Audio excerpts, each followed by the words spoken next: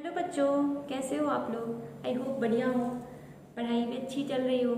मेरे YouTube channel पे आपका बहुत बहुत स्वागत है। ओके, आज हम लोग पढ़ेंगे ऑप्टिकल आइसोमेरिज्म के बारे में। ऑप्टिकल आइसोमेरिज्म के बारे में पढ़ेंगे। उससे पहले जीआई आपको क्लियर है। जीआई के कुछ टॉपिक्स मैंने आपको मैंने अधिकतर टॉपिक्स आपको बता दिए है ना, जो बहुत इम्पोर्टेंट थे। ठीक है, और आपको कोई भी डाउट हो तो मैंने आपसे पहले भी कहा है, कमेंट सेशन में डाल दिया कीजिए, मैं देख लूँगी। और ऑप्टिकल आइसोमेरिज्म एक छोटा सा टॉपिक है और इसका यूज़ मैं बता देती हूँ। इसका यूज़ है बेटा हेलो एल्कीन हेलो एरीन में रिएक्शन मैकेनिज्म में। आप पढ़ते हो कार्बोकेटायन, कार्बोकेटायन पढ़ते हो ना बेटा, कार्बोकेटायन। तो उसमें आपका यूज़ होता है रेसबिक मिक्सचर।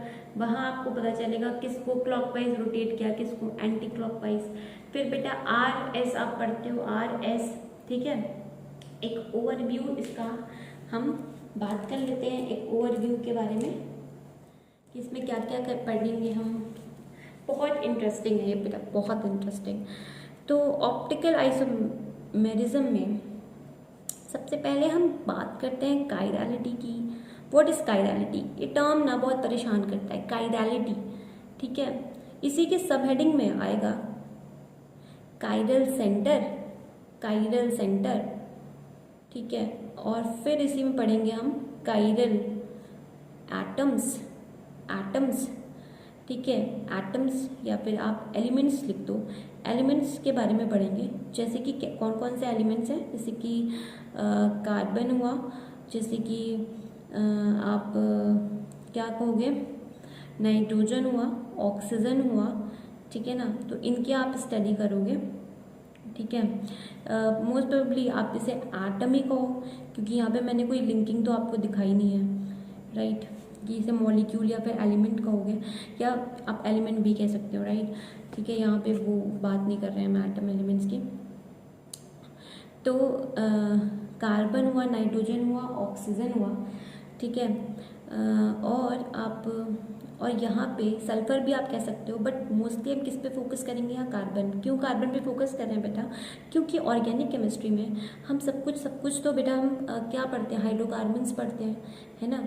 और हम सारे में कार्बन, हाइड्रोजन, हम बहुत कम नाइट्रोजन को लेके बात करते हैं, राइट। बहुत कम ऑक्सीजन पे बेस्ड ऑर्गेनिक केमिस्ट्री में कोई बात करते हैं। रिएक्शन भी आपकी कार्बन बेस्ड ही होती है ना। ओके, तो ये सबसे पहले हम कायरलिटी पढ़ेंगे। उसके बाद हम क्या पढ़ेंगे बेटा? कंडीशंस। उसके बाद हम पढ़ेंगे बेटा कंडीशंस, कंडीशंस के बारे में पढ़ेंगे of optical isomerism. Optical isomerism की कंडीशन बेटा, इसको प्यार से बार बार OI कहूँगी, तो OI मतलब ऑप्टिकल आइसोमेरिज्म।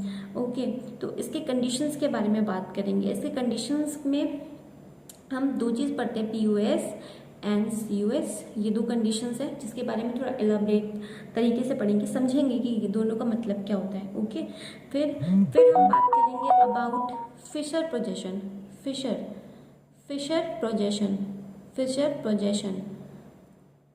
वो समझेंगे कि फिशर प्रोजेक्शन क्या होता है। और बेटा इसी में हम क्या पढ़ लेंगे? RS कॉन्फ़िगरेशन, जो आपको बहुत इम्पॉर्टेंट है, जो आती ही आती है। एक क्वेश्चन तो मान के चलो कंपटीशन में आएगा, और बोर्ड्स के लिए भी इम्पॉर्टेंट है। ओके, और आप नॉर्मल स्कूल में भी आपको पूछा जा सकता है फिशर प्रोजेक्शन, और इससे आप RS को एक्सप्लेन कीजिए।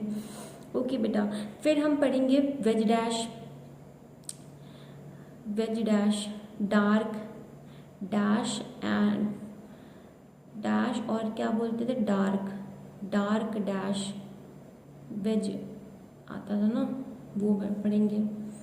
ठीक है ना। उसके बाद क्या पढ़ेंगे? ठीक है, इसको आप इसे क्या बोलते हो? सॉलिड आप एक सॉलिड स्ट्रक्चर पढ़ते हो, फिर डैश वेज, ऐसा एक वो होता है, फॉर्मूला होता है।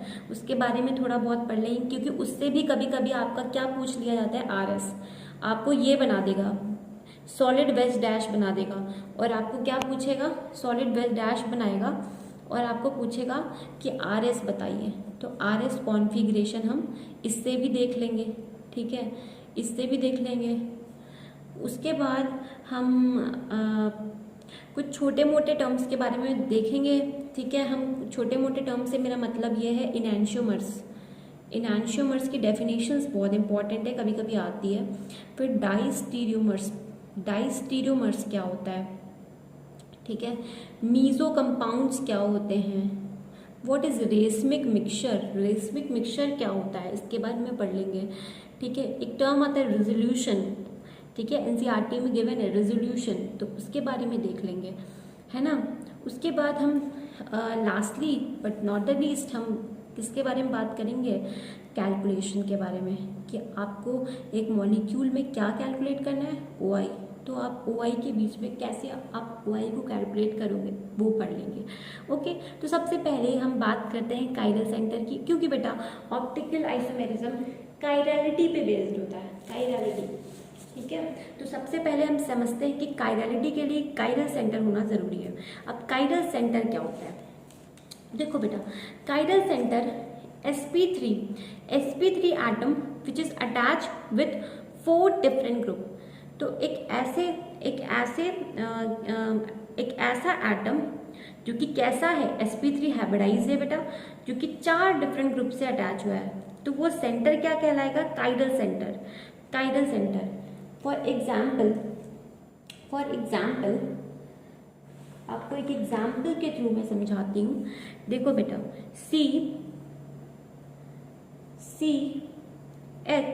आपके पास दिया हुआ है, और ये आपका दिया हुआ है CH2 बेटा, CH3OH, फिर ये आएगा आपका CH3, ठीक है बेटा। ये आपका मॉलिक्यूल है, ठीक है, ये आपका क्या है, मॉलिक्यूल है। ये पूरा आपका क्या दे दिया मैंने, कंपाउंड दे दिया आपको, ठीक है। अब बेटा इस कार्बन को पकड़ो, इस कार्बन को पकड़ो जिसके इर्द गिर्द हाइड्रोजन है। फिर बेटा एक ये बड़ा सा ग्रुप है, जिस ग्रुप का नाम इथाइल है। बेटा ये क्या है, मिथाइल है। बेटा ये क्या है, अल्कोहल है, ठीक है। तो 4 डिफरेंट ग्रुप अटैच है, और ये कार्बन 4 सिग्मा बॉन्डेड कार्बन है। क्या इसमें कोई भी बेटा डबल बॉन्ड है, मतलब कोई भी यहाँ पे पाई बॉन्ड है, नहीं, पाई बॉन्ड तो यहाँ पे नहीं है, पाई बॉन्ड नहीं है, सिर्फ सिग्मा बॉन्ड है। और कितना है, 4 सिग्मा बॉन्डेड है। तो ये कैसा हाइब्रिडाइजेशन शो करेगा, sp3 हाइब्रिडाइजेशन शो करेगा, sp3 हाइब्रिडाइजेशन। क्योंकि बेटा हमें lone pair plus sigma bond calculate करते हैं, तो ऐड करते हैं। हम क्या ऐड करते हैं, लोन पेयर और सिग्मा बॉन्ड को हम ऐड करते हैं टू कैलकुलेट हाइब्रिडाइजेशन। तो बेटा यहाँ कार्बन के ऊपर कोई लोन पेयर नहीं है, लोन पेयर आर एब्सेंट। और बेटा अगर कोई पूछे हाइब्रिडाइजेशन में पाई बॉन्ड का इस्तेमाल किया जाता है, तो नहीं, क्रॉस कर देना, कभी नहीं बेटा। सिर्फ और सिर्फ sigma bond plus lone pair दोनों को देख के हम क्या बताते हैं, हाइब्रिडाइजेशन। तो इस कार्बन पे कोई लोन पेयर प्रेजेंट नहीं है, 4 बॉन्ड है जो कि सिग्मा है, तो इसलिए इसकी हाइब्रिडाइजेशन कितनी हो जाएगी, इसकी हाइब्रिडाइजेशन कितनी हो जाएगी, तो इसकी हाइब्रिडाइजेशन हो जाएगी sp3। इसकी हाइब्रिडाइजेशन कितनी हो जाएगी, sp3। ओके, तो ये जो सेंटर है, तो ये जो सेंटर है ना बेटा, इसी की यहाँ बात हो रही है कि ये सेंटर का नाम क्या कहलाता है, जहाँ पे कार्बन प्रेजेंट है, तो वो सेंटर को हम बोल देंगे कायरल सेंटर। कायरल सेंटर क्यों कह रहे हैं, क्योंकि मेरे पास ये जो कार्बन है वो कैसा कार्बन है, कायरल कार्बन। नेक्स्ट वही है, तो कायरल कार्बन sp3 कार्बन है, that is attach with 4 different groups, ठीक है, 4 different groups. sp3 carbon atom attach with 4 different groups are. हाँ, तो अभी तक हमने किसके बारे में बात की, कायरल सेंटर के बारे में बात की, कि कायरल सेंटर क्या होता है। कायरल सेंटर वो sp3 atom that is attach with 4 different group, that is attach with 4 different group, 4 different group से अटैच एटम क्या कहलाता है, उस एटम का नाम होता है कायरल।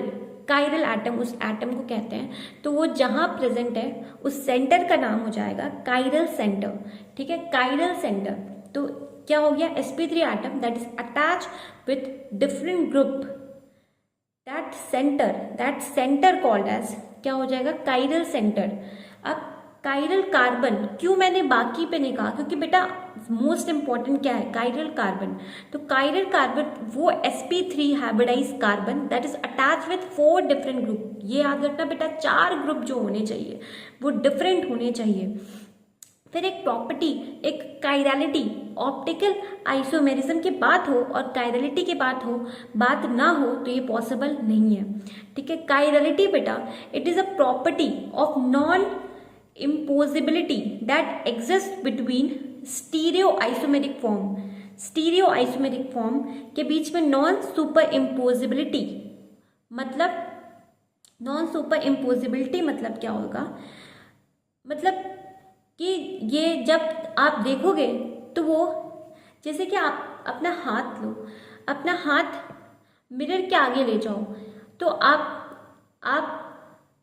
सॉरी बेटा, ये अपना हाथ है, ठीक है, आपका लेफ्ट हैंड अपना राइट हैंड पे ओवरलैप करो, ठीक है, फिर आपको क्या दिखेगा कि जो अंगूठा है वो ओवरलैप नहीं हो रहा, एक इधर साइड में अंगूठा निकल जाएगा, एक उधर साइड में अंगूठा निकल जाएगा। ठीक, ओवरलैप करो, अभी करो मेरे सामने, आप अपना हाथ रखो, उस पर दूसरा हाथ रखो, ठीक है, अपना हाथ रखो, उस पर दूसरा हाथ रखो, ऐसे।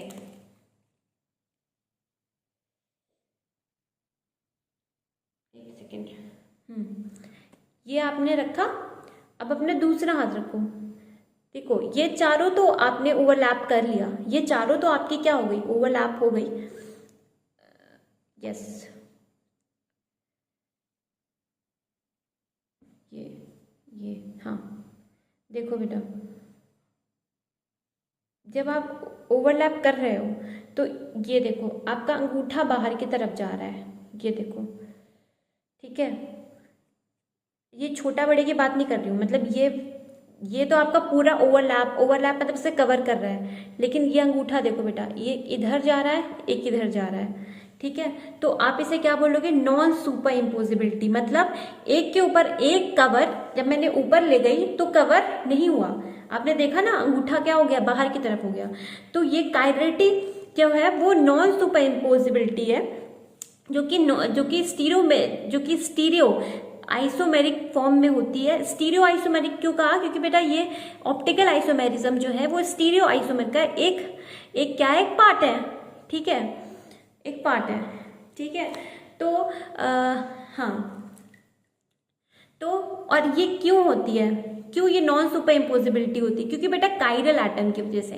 काइरल एटम में चारों ग्रुप क्या होंगे, डिफरेंट। जब बेटा चारों ग्रुप डिफरेंट है तो कहीं भी आपका क्या नहीं प्रेजेंट है, प्लेन ऑफ सिमेट्री नहीं प्रेजेंट है बेटा।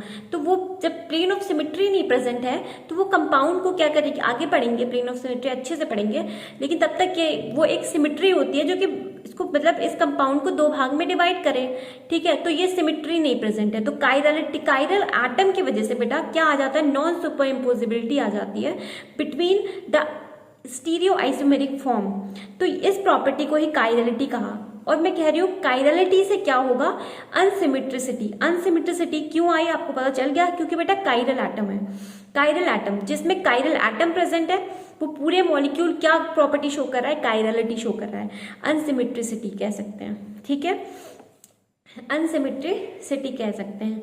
ओके, उसके बाद अब हम पढ़ते हैं कि लैब में एक्सपेरिमेंट हुआ था ठीक है, लैब में क्या हुआ था, एक्सपेरिमेंट हुआ था। ओके, तो वो समझाती हूँ। तो बेटा जैसे कि आपके पास ये है, दिस इज व्हाट, आपने पढ़ा है इसके बारे में कहीं, इसको क्या कहते हैं, do you have any idea about this? बेटा इसको बोलते हैं अनपोलराइज लाइट कहते हैं इसे, ठीक है बेटा। फिर इसे क्या किया गया, अनपोलराइज लाइट के सामने क्या किया गया, एक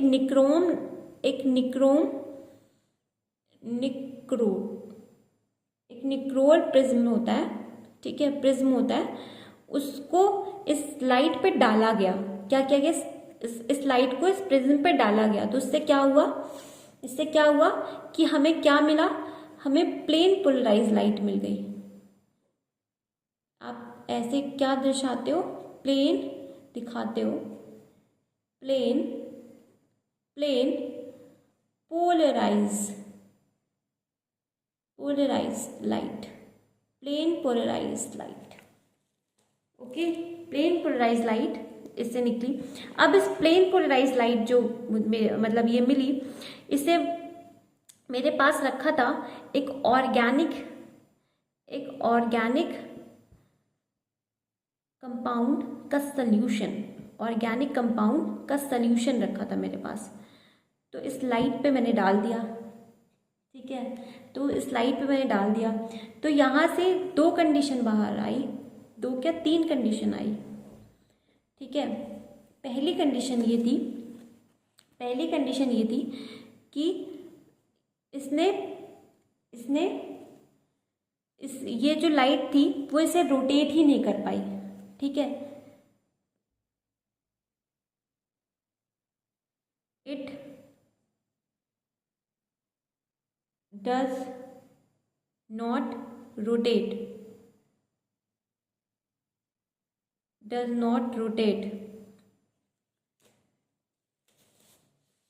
रोटेट ही नहीं हो पाई।